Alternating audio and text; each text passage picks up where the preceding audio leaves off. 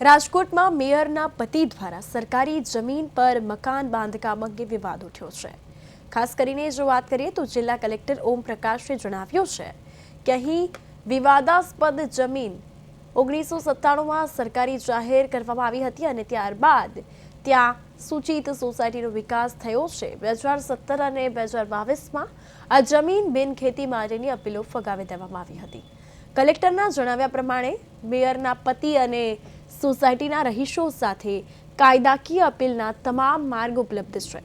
જો યોગ્ય પુરાવા રજૂ થાય તો જમીન નિયમબદ્ધ કરવાની છૂટછાટ છે। અત્યાર સુધી સોસાયટી તરફથી રેગ્યુલરાઇઝેશન માટે કોઈ અધિકૃત અરજી મળી નથી।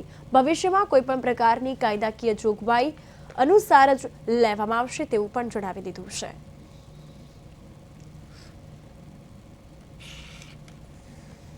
જે છે આમાં સૂચિત સોસાયટી ડેવલપ થઈ છે અને 97માં ડેપ્ટી કલેક્ટર દ્વારા આને જે જમીન જે છે આ ખરેખર આના પૂર્વજોની જમીન છે પણ 97માં ડેપ્ટી કલેક્ટર દ્વારા ખાલસા કરવામાં આવી છે અને આના પછી આ લોકોએ 2017માં આને માટે એપ્લિકેશન મૂકી હતી જે રિજેક્ટ થઈ છે।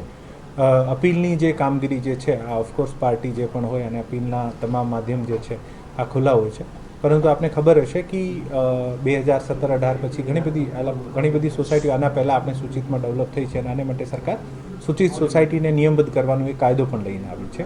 સો આ પ્રકારનો બાંધકામ છે જે આપણે આખા રાજકોટની પેરીફેરીમાં લાગુ પડે છે કે સૂચિત બાંધકામની શ્રેણીમાં આવતું હોય અને સૂચિત બાંધકામની શ્રેણીમાં તમામ રહીશો જે છે આને સરકાર અધિકાર આપે છે કે પોતપોતાના વેલિડ આધાર પુરાવા રજૂ કરીને આને આપ નિયમબદ્ધ કરાવી શકો છો।